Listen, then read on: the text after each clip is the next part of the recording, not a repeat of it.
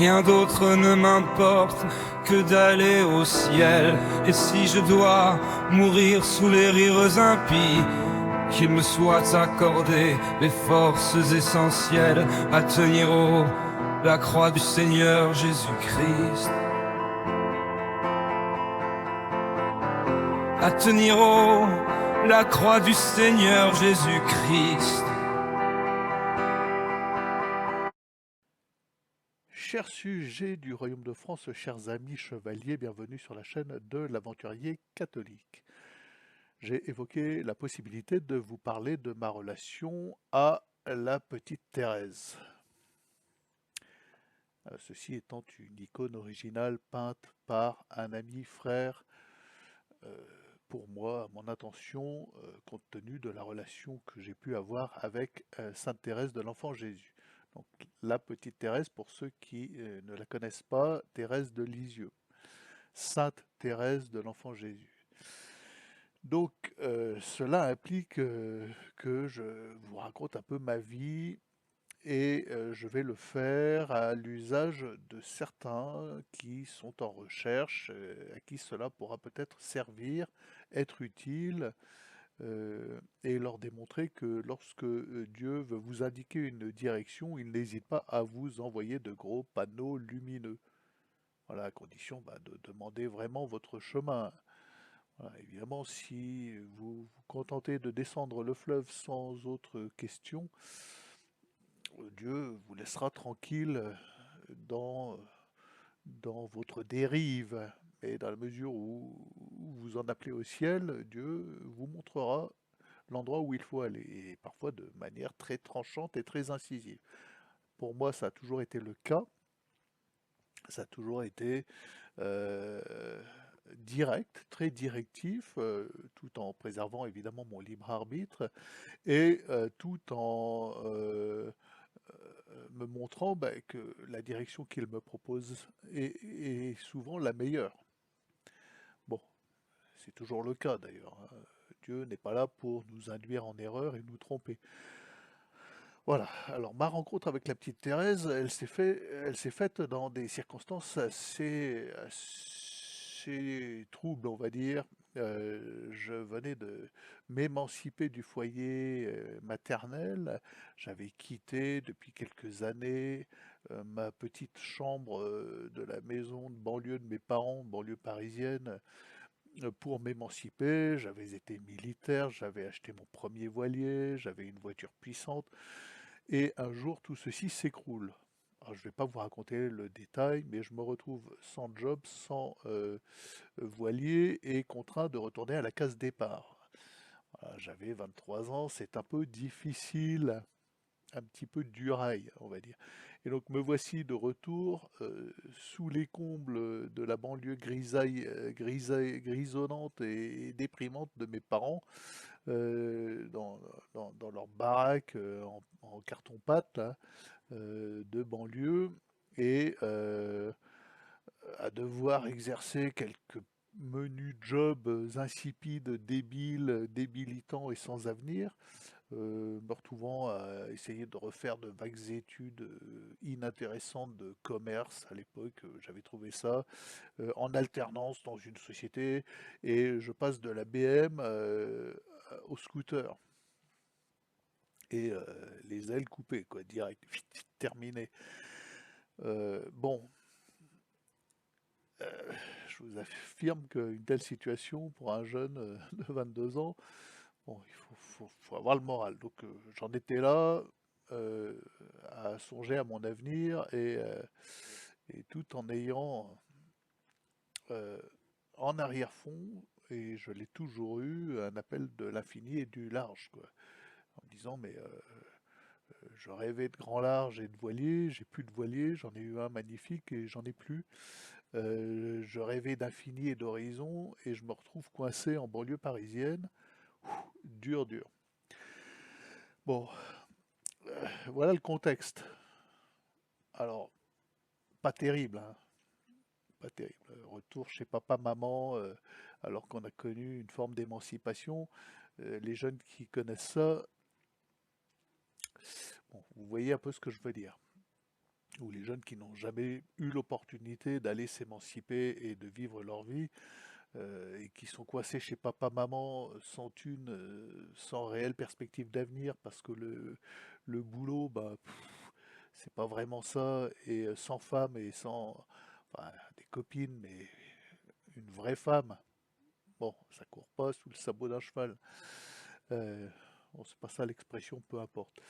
Donc, j'en étais là de ma vie quand un jour, mes parents ayant une télé dans chaque pièce, je tombe sur un film, le film Thérèse.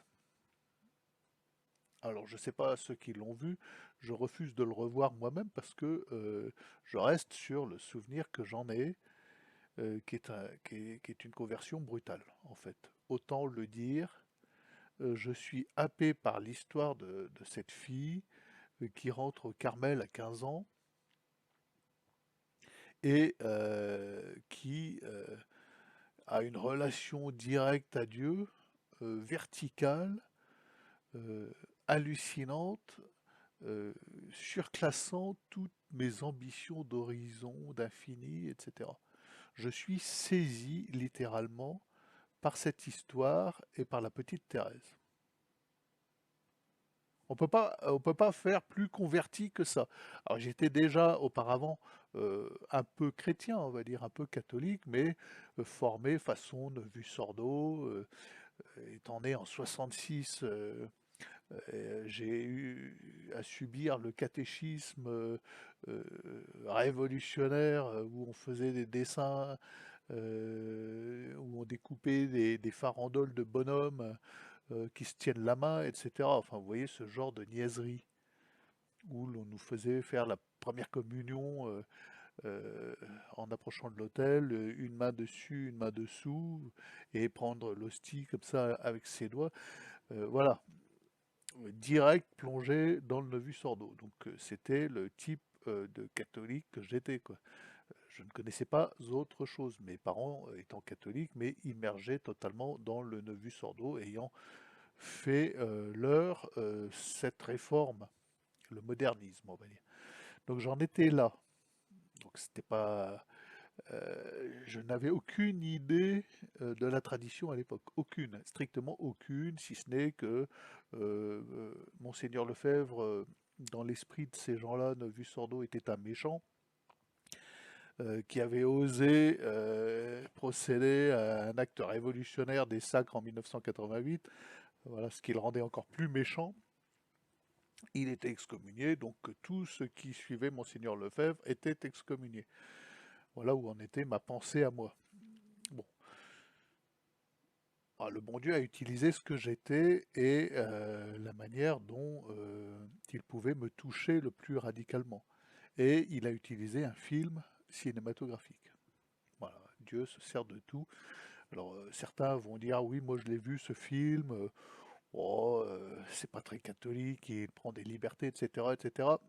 Voilà, c'est pas la peine de venir me raconter ça parce que le fait est que c'est ce film qui m'a fait tout d'un coup tomber les écailles que j'avais sur les yeux quant à mon avenir. Ça a été la première grosse flèche lumineuse avec des grosses lumières, Thérèse. Suite à ça, je cours à la librairie catholique la plus proche et j'achète Histoire d'une âme. J'achète quelques bouquins concernant la petite Thérèse que je dévore et je découvre ce personnage et j'entre dans une relation d'intimité, autant le dire, avec la petite Thérèse. Une vraie relation d'intimité. Je lui parlais, elle me parlait et à l'époque je trouvais ça tout à fait naturel. Nous avions une proximité et elle répandait sur mes pas littéralement une pluie de roses, elle me montrait le chemin. Euh, Très rapidement, je décide de partir sur les chemins à pied de la maison de mes parents. Je dis, ça suffit, je vais partir tel Benoît Labre, et on verra où cela va me mener, et je vais partir avec l'image de la petite Thérèse. Pour vous dire à quel point elle était proche de moi et elle m'envoyait des petits signes en permanence. Un jour, je rentre dans une vieille maison squattée, dans laquelle il y avait des gravats et quelques vieux meubles avec le toit qui fuyait, enfin une catastrophe. Et une vieille armoire un peu déglinguée, et j'ouvre cette armoire, et la seule chose qu'elle contenait, l'armoire, la seule objet qu'elle contenait, était un vieux petit bouquin un peu délabré, relié en cuir, un livre ancien. Je le prends et c'est l'imitation de Jésus-Christ. Alors pour ceux qui ne le savent pas, c'est le livre que la petite Thérèse de l'Enfant Jésus avait toujours sur elle et qu'elle ouvrait au quotidien. Voilà le genre de petit signe. Il y avait une chance sur 1 milliard de trouver ce petit livre dans une armoire d'une maison squattée. Il était là. Voilà. Et bon, tous ces petits signes, moi, à l'époque, m'émerveillaient, hein. Il y en a qui diront, oh, c'est le hasard. Non, il n'y a pas de hasard, ça n'existe pas. Donc, étant soudain frappé par la foudre, je me dis, mais je vais suivre les pas de la petite Thérèse. Et donc, je vais, ne sachant où aller, ni que faire, n'ayant aucune attache, ayant été contraint de retourner un peu honteux chez mes parents après avoir vécu la belle vie quelques années, hein, de l'année du bac à 23 ans ou 24 ans, j'ai vécu la belle vie. Et puis je me retrouve sans plus rien. Et donc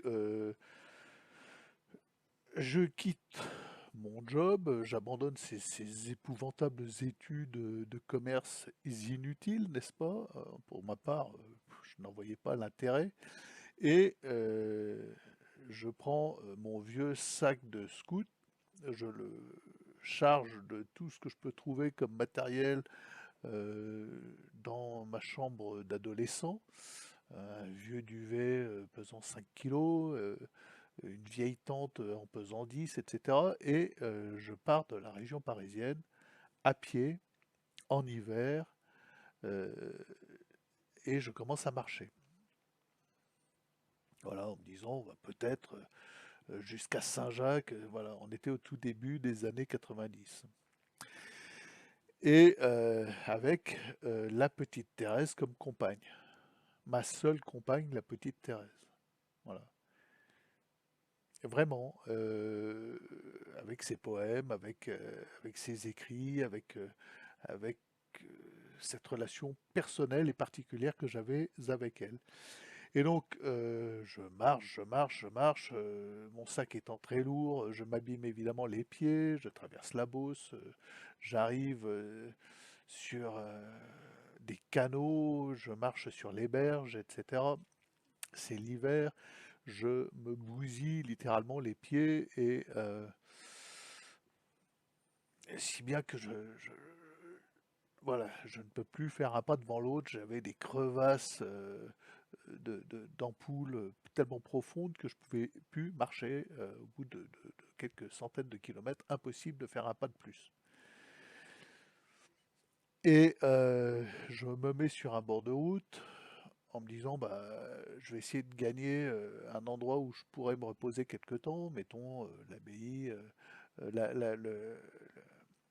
Nevers par exemple, j'avais l'idée, Nevers, la petite Bernadette, je vais aller m'installer là, le temps de réparer mes pieds.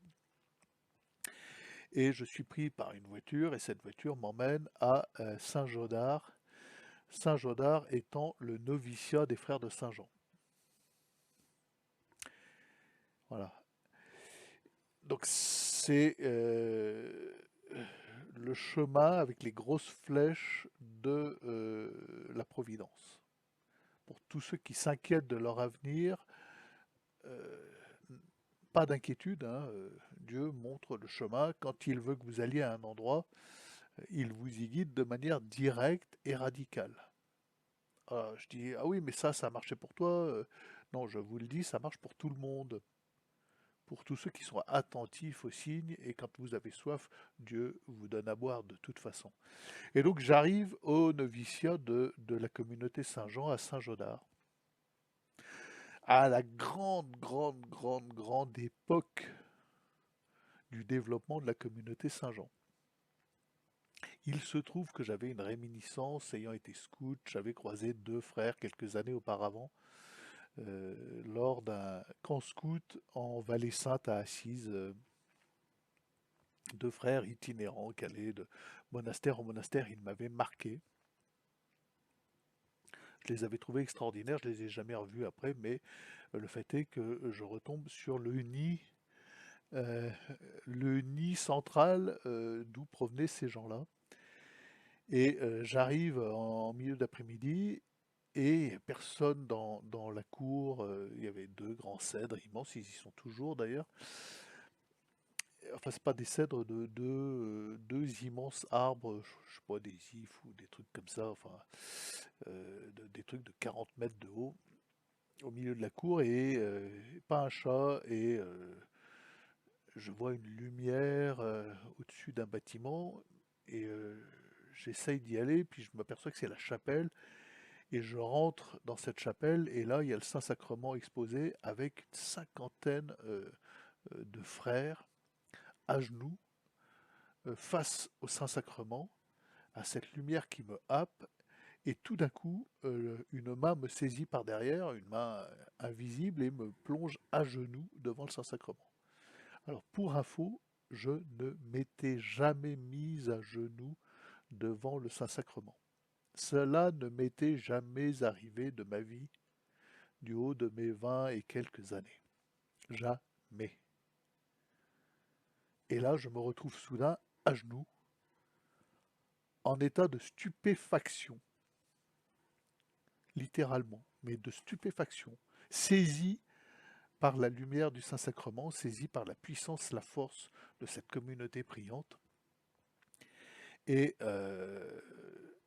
avec une voix intérieure qui me dit: tu es là, tu restes là. Tu es là, tu y restes.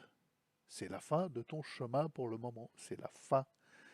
Saisi, mais vous vous imaginez pas avec quelle force, plongé à genoux dans un état de grâce particulière, euh, comme je ne sais pas si c'est arrivé à d'autres, vous me direz en commentaire. Moi, ne m'étant jamais de ma vie mis à genoux devant qui que ce soit d'ailleurs.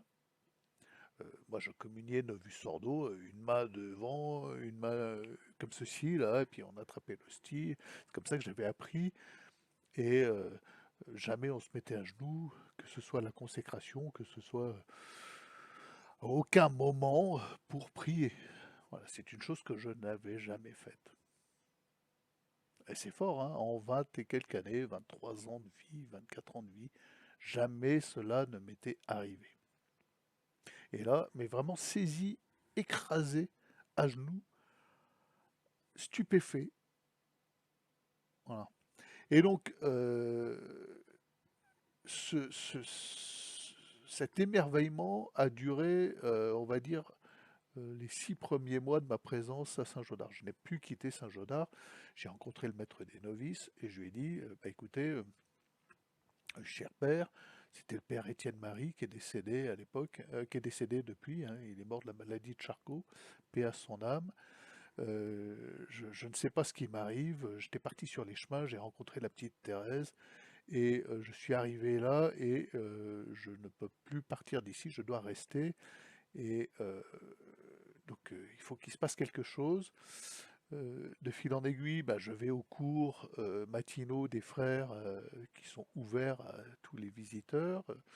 Euh, J'assiste aux cours du père Marie-Dominique Philippe, à ses cours de philosophie, de métaphysique, et l'évidence me prend, je dois franchir la clôture et rentrer comme frère.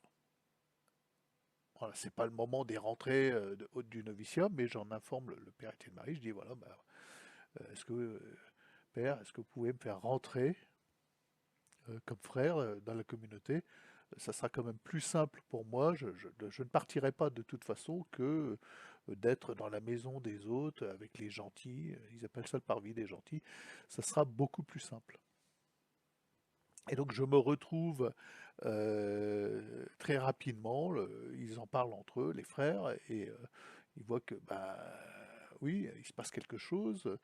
Euh, je me retrouve à l'intérieur de la clôture, habillé, non pas de l'habit des frères, mais de la melotte, le premier habit. Euh, c'est un signe, voilà, c'est une espèce de truc gris qu'on vous met avec une capuche. C'est pas encore l'habit, mais ça vous permet de vivre la vie des frères en clôture.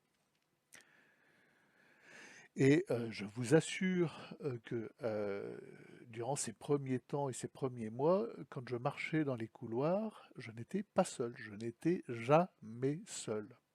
Il y avait près de moi une présence, et c'était une présence double. C'était à la fois la petite Thérèse qui marchait avec moi dans les couloirs et la Vierge Marie.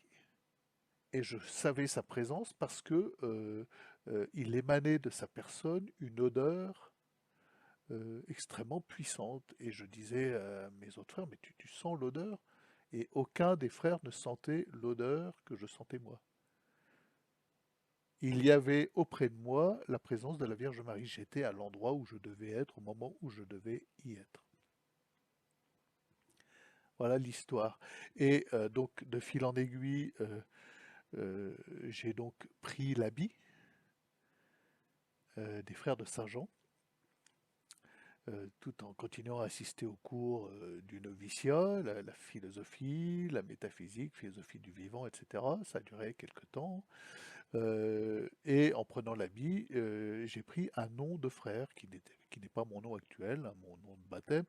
Je me suis appelé le frère Pierre, ayant une affection particulière pour Saint-Pierre et Thérèse. Pierre-Thérèse. J'étais le frère Pierre-Thérèse. Voilà. Bon, après, je ne vais pas vous raconter la suite parce que c'est assez particulier et assez intime. Comment, de fil en aiguille, la présence s'est atténuée, est partie, et même ça s'est fait assez brutalement du jour au lendemain.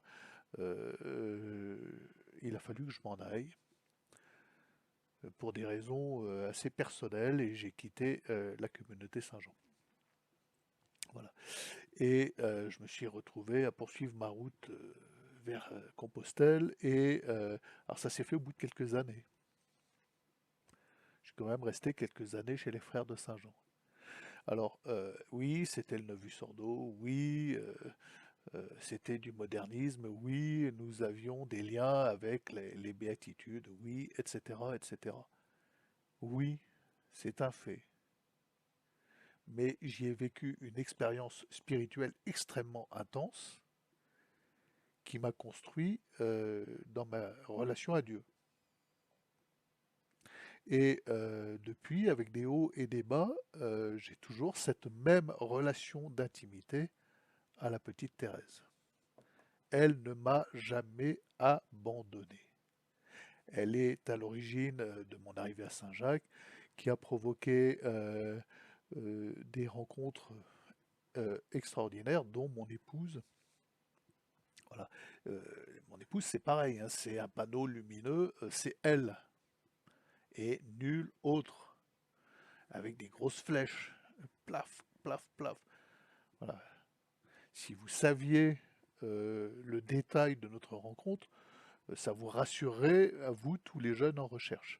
Voilà les amis, je ne vais pas rentrer plus dans le détail, je voulais juste que ceci vous ancre dans la providence, vous fasse comprendre que Dieu ne vous lâche jamais, il est toujours avec vous et il vous propose le meilleur quoi qu'il arrive. Vous pouvez passer outre, refuser, mais voilà, les vies ne sont pas forcément toutes tracées, les vies ne sont pas forcément d'un point A à un point B en ligne droite. Euh, Dieu vous construit dans votre attente du paradis, ni plus ni moins. Voilà. Et vous êtes là au moment où vous devez y être, à un temps donné, parce que Dieu vous a montré ce chemin et cette route. Voilà. Et ça ne sert à rien de se retourner sur le passé à dire si j'avais su, si ça, si ça. Voilà. Il faut se construire avec les éléments dont Dieu nous a gratifiés de toute façon. Et tous, sans exception, qui me regardez, vous vous rendez bien compte que votre vie est parsemée de ces éléments, de ces propositions divines, et le seul regret que vous pouvez avoir, c'est de ne pas avoir saisi ces mains tendues lorsqu'elles vous étaient tendues de manière aussi intense. Bon, les amis, abonnez-vous. Si cette histoire de ma vie peut vous être utile, c'est tant mieux, et à demain peut-être. Rien d'autre ne m'importe que d'aller au ciel. Et si je dois mourir sous les rires impies, qu'il me soit accordé les forces essentielles à tenir haut la croix du Seigneur Jésus-Christ. À tenir haut la croix du Seigneur Jésus-Christ.